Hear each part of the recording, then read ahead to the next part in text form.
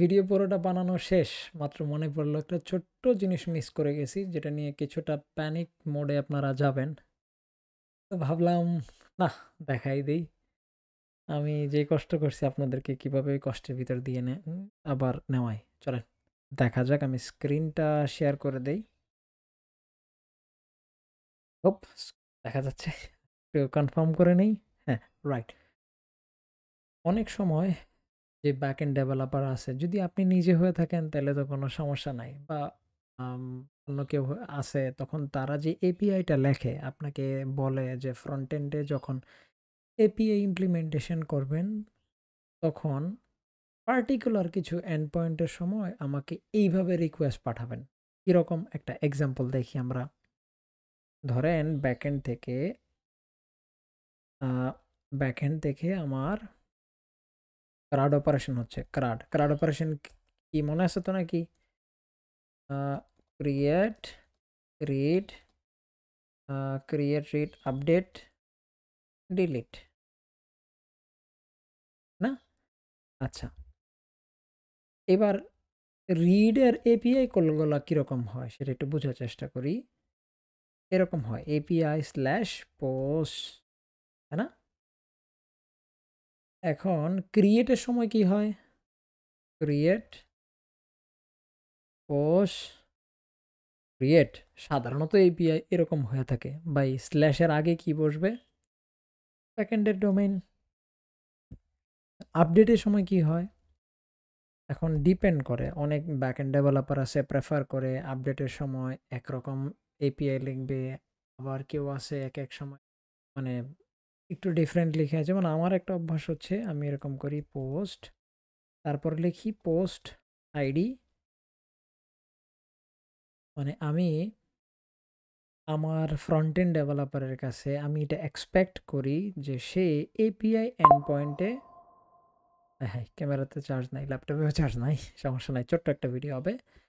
আমি front end ডেভেলপারের কাছে এই বিষয়টা এক্সপেক্ট করি যে এ ইউআরএল যখন কল করবে এপিআই এর, ওই ইউআরএল এর মধ্যেই সে ওই পোস্টের আইডিটাও দিয়ে দেবে। আচ্ছা, ভালো কথা, দিলাম, তাতে কি সমস্যা? ডিলিটের ক্ষেত্রে অনেক সময় এরকম দেখবেন, ডিলিট পোস্ট, তারপরে পোস্ট আইডি। ঠিক আছে? তো এরকম হয়, আমরা যখন এপিআই কলটা করি পোস্ট, তারপরে আইডিটা এরকম হয় পোস্ট 1 2 3, মানে আমার পোস্টের আইডিটা আমি দিয়ে দেই। আর তার আগে আমরা করি axios ডট যেমন দিলাম পুট বা axios ডট ডিলিট, এরকম। আর ফুল ইউআরএলটা দেখতে এরকম হয় https api.mywebsite.com/api/v1, এরকম টাইপের কিছু একটা থাকে, বা v1 না থাকলেও এরকম থাকে এপিআই পোস্ট 1 2 3 ডিলিট বা আপডেটের ক্ষেত্রে।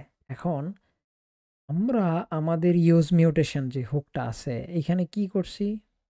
হুকসে যাচ্ছি, এখানে খেয়াল করবেন ইউজ ক্রিয়েট পোস্ট ঠিকঠাক কাজ করতেছে, তাই না?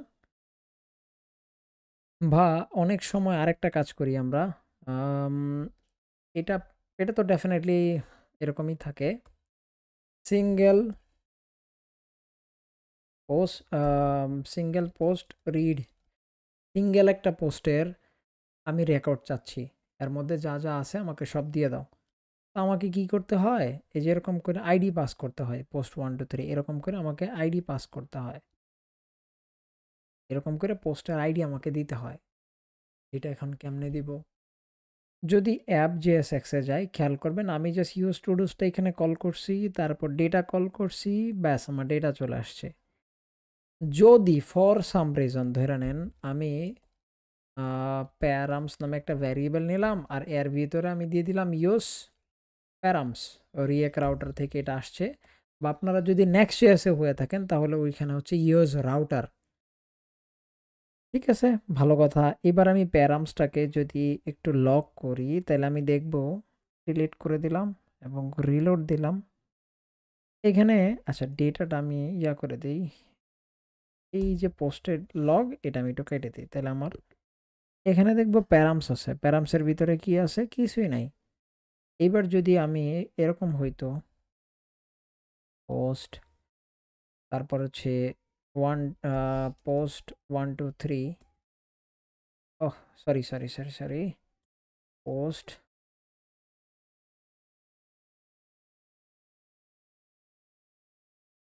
পোস্ট আইডি, কিছু ভুল করলাম।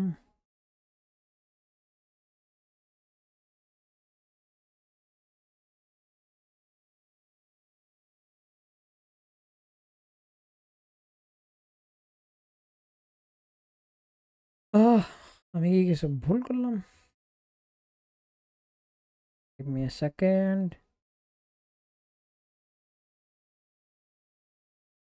Let's quickly. এত টাইম নাই।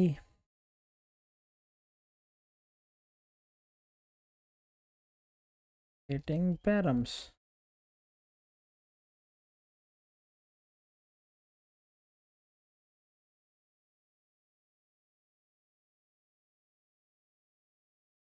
কি বললো হাবি যাবে? আচ্ছা যাক, শর্টকাট আমি আপনাদেরকে বুঝাই।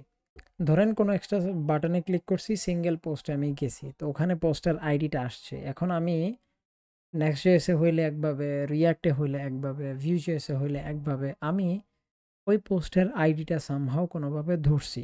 ধরে এবার আমি আপডেটের সময়, পুটের সময়, ডিলিটের সময় ওটা আমি পাঠাইতে চাচ্ছি। ফর এক্সাম্পল, ধরেন আমি আপাতত আম নট শিওর, আমি কিছু একটা কথা বলতেছি তো মাথায় আসতেছে না, আমি শর্ট রাখতে চাচ্ছি ভিডিওটা। ধরেন আমার প্যারামসে আসছে ডট পোস্ট আইডি। এখন আমি চাচ্ছি এইখানে এই ইউজ টু ডুজের ভিতরে এটা পাঠাইতে। তো আমি লিখলাম প্যারামস ডট পোস্ট আইডি। এখন ধরেন ফর এক্সাম্পল এই প্যারামস ডট পোস্ট আইডির ভিতরে আছে পোস্ট 1 2 3, ধরেন এটাই আর কি আমি ওই প্যারামসের ভিতর থেকে পাইছি। এখন ইউজ টু ডুজ আছে কোথায়? ইউজ পোস্টে যাই, ইউজ টু ডুজ আছে এইখানে।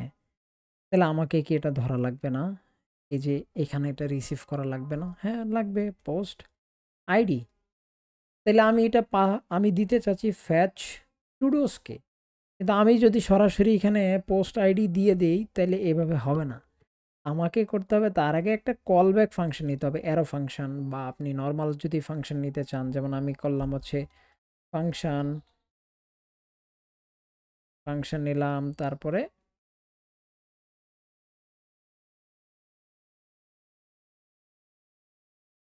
কমা দিলাম। ঠিক আছে, অল গুড। ঠিক আছে, অল গুড। আপনি চাইলে এইভাবেও নিতে পারেন, আমি শর্টকাটে নিছি বলে অ্যারো ফাংশন ইউজ করছি। I love it, I like it, that's why use করলাম। কিন্তু আপনাকে অ্যারো ফাংশন ইউজ করতে হবে, বা ফাংশন ইউজ করে তখন আপনাকে এই পাস করতে হবে। দেন আপনি যে এই ফ্যাচ টু ডুজের ভিতরে আপনি এখান থেকে যা রিসিভ করতে পারবেন যে পোস্ট আইডি। এইবার এইখানে আপনি বলে দিতে পারবেন, ওয়ান লেখা আছে না, আপনি একটা কাজ করতে পারবেন। আপনি বলতে পারবেন এই যে পোস্ট আইডি আমি করছি, রিসিভ করছি, তুমি এটা ইউজ করো। এখন আমি যেহেতু ডাবল কোটস ইউজ করছি, এটা তো একটা স্ট্রিং, সুতরাং আমরা একটা কাজ করব, আমরা এটা ইউজ করব। এটা কি ওয়ানের পাশে টিলডেজ বলে, আই গেস, না কি যেন বলে এটারে, ওয়ান এর পাশে, আপনার কিবোর্ডের ওয়ানের পাশে ক্লিক করলে দেখবেন এরকম দুইটা চলে আসছে। এবার পোস্ট আইডিটা আমি চাচ্ছি একটা ভ্যারিয়েবল বানাইতে। এখানে আমি লিখবো পোস্ট আইডি। দেখেন এইবার পোস্ট আইডিটা একটু ডিফারেন্ট দেখাচ্ছে। আমি একটা কাজ করি, অ্যাপের এখানে গিয়ে পোস্ট আইডিটা 1 2 3 না করে 1 দিয়ে দেই, কারণ ওয়ানের মাধ্যমে আমাদের ডেটা আসতেছিল, তাই না? তো যেহেতু ওয়ানের মাধ্যমে ডেটা আসতেছিল, এখন এই ইউজ টু ডুজ রিসিভ করতেছে পোস্ট আইডি ফ্যাচ টু ডুজের মধ্যে। এবার পোস্ট আইডি পাস করে দিছি, এবার পোস্ট এর ভিতরে ফ্যাচ টু ডুজ সে এটা এখানে রিসিভ করছে, সেই ইউআরএলকে এটা পাস করে দিছে। তো দেখি তো আমি নেটওয়ার্ক ট্যাবে গিয়ে যে আমার আসলে কি রিকোয়েস্ট হচ্ছে, কল করলাম, রিলোড দিলাম, এবার দেখি তো ব্যাস আমার এপিআই কল হয়েছে, ডেটাটাও রিসিভ হয়েছে। ভাই এই পুরো ভিডিওটার মানে কি? এক কথায় আমি যদি আমার জায়গা থেকে ইউআরএল এর মধ্যে স্পেসিফিক কোনো ভ্যালু দিতে চাই, সেটা আমি কেমনে দিব? এটা আমি কেমনে দিব, তাই না? প্রশ্ন আসে না? সেটা আপনি এইভাবে রিসিভ করে দিতে পারেন যদি স্পেসিফিক কোনো পোস্টের আইডি বা কিছু একটা। এখন আপনার প্রশ্ন থাকতে পারে, ভাই ঠিক আছে, আপনি ভালো কথা, সুন্দর একটা কথা কইছেন। আমি এই যে ফর্ম ডেটা পাইছি, এই ফর্ম ডেটার ভিতরেও তো আমার আইডি আছে। তাহলে আমি যদি এইভাবে কল ব্যাক টল ব্যাক এত কিছু না করে, অ্যারো ফাংশন না নিয়ে আমি যদি সুন্দর করে একটা কাজ করি, এই এইভাবে এইখানে আইসা যদি বইলা দেই ফর্ম ডেটা ডট আইডি বা form data dot post ID, যেটা যেভাবেই থাকে না কেন, তাইলে কি হবে না? হবে। আমার ইন্টেনশন ইউআরএল এ কিছু পাস করা। এখন সেইটা আমার ইচ্ছা, আমি কেমনে পাস করব? কারণ আমি যদি ফর্ম ডেটার হইতে পারে ব্যাকএন্ড এরকম ভ্যালিডেশন দেওয়া আছে যে আমি ফর্ম ডেটার ভিতরে আইডি পাঠাইতে পারবো না, ব্যাকএন্ড সেটা অ্যাকসেপ্ট করবে না। ব্যাকএন্ড পার্টিকুলার ২টা বা ৩টা ইনফরমেশন চাচ্ছে, ওই ৩টা ২টাই আমাকে দিতে হবে। আমি চাইলে এর বাড়তি কোনো ডেটা আমি ব্যাকএন্ডে পাঠাইতে পারবো না। যদি এরকম দেওয়া থাকে তাইলে আমাকে বাধ্য হইয়া কলব্যাক ইউজ করতে হবে, যেটা আগে দেখাইছি। আর যদি না থাকে তাহলে তো সমস্যাই নাই, এমনি করেন, কোনো সমস্যা নাই।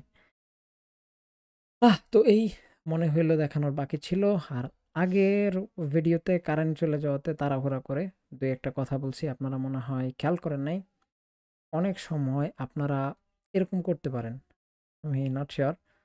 অনেক সময় আপনারা এরকম করতে পারেন যে এই যে ইউজ টু ডুজ আছে না, ইউজ টু ডুজ, এই ইউজ টু ডুজে গিয়ে আপনারা বলতে পারেন ইনেবলড, এখানে গিয়ে বলতে পারেন যে ডাবল এক্সক্লামেশন, তারপরে বলতে পারেন হচ্ছে পোস্ট আইডি।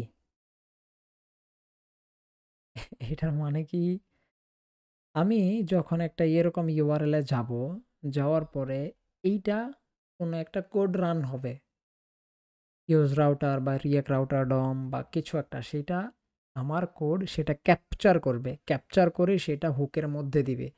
হুক সেটা রিসিভ করবে, রিসিভ করে এপিআই কলটা করবে।